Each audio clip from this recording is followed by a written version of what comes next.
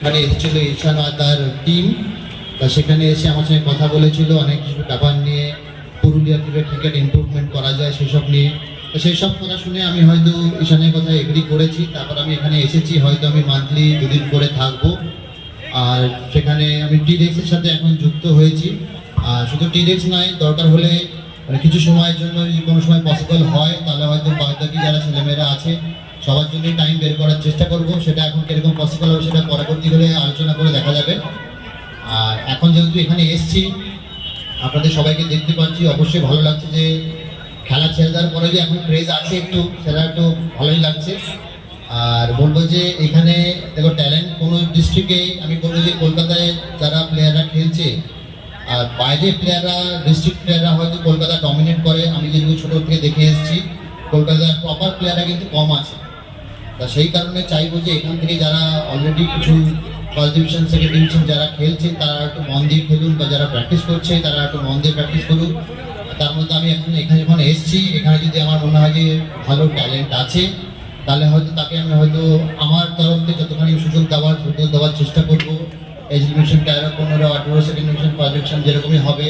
এখন তারপর তাদের দায়িত্ব থাকবে সেখান থেকে স্টেপ বাই স্টেপ এগিয়ে যাওয়া।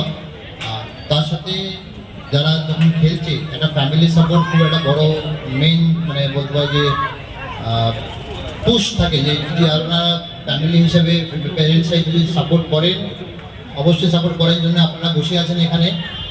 অনেকে হয়তো এরকম আছে যে সাপোর্ট করানোর জন্য তাদের ছেলেমেয়েরা আসছে বা চলে যাচ্ছে, বেশি দিন মানে খেলতে পারছেন না, বা 6 মাস, 8 মাস, 1 বছর, 2 বছর চেষ্টা করছে, কিছু হচ্ছে না, যেন রিটার্ন দিয়ে চলে যাচ্ছে।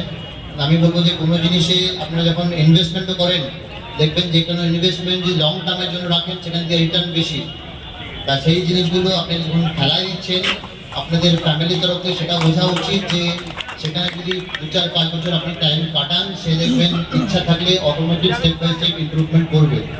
সেই টাইমটা, সেই স্কোপটা পড়াশোনা তার সাথে অবশ্যই করিয়ে দিতে হবে। অবশ্যই এটা বলছি না যে পড়াশোনা ছেড়ে খেলবে, পড়াশোনা করবে, তার সাথে খেলবে অবশ্যই, কিন্তু সাপোর্ট অলওয়েজ। যেরকম প্যারেন্টসদের দায়িত্ব আছে, সেরকম যারা এখানে কোচেসরা শেখাচ্ছে, ডিস্ট্রিক্টের দায়িত্ব আছে, অ্যাসোসিয়েশনের দায়িত্ব আছে, সব কিছু যত টুর্নামেন্ট, যত ম্যাচেস তারা লিগ ম্যাচে প্রোভাইড করতে পারবে, তত প্লেয়াররা স্টেপ বাই স্টেপ এগিয়ে আসবে।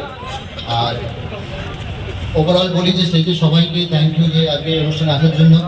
আমি হয়তো এতখানি এক্সপেক্ট করিনি, তার জন্য খুবই ভালো লাগছে। আর চেষ্টা করবো যে পুরুলিয়াকে যাতে কলকাতায় একটু, এখান থেকে অনেক প্লেয়ার যাতে খেলতে পারে, মেবি কেউ যদি বেঙ্গল টিম রিপ্রেজেন্ট করতে পারে, 1 নয়, 2 নয়, বা তার থেকে বেশি যদি রিপ্রেজেন্ট করতে পারে, তাহলে সেটা আমি খুশি হব। তা আর কিছু বলার নেই।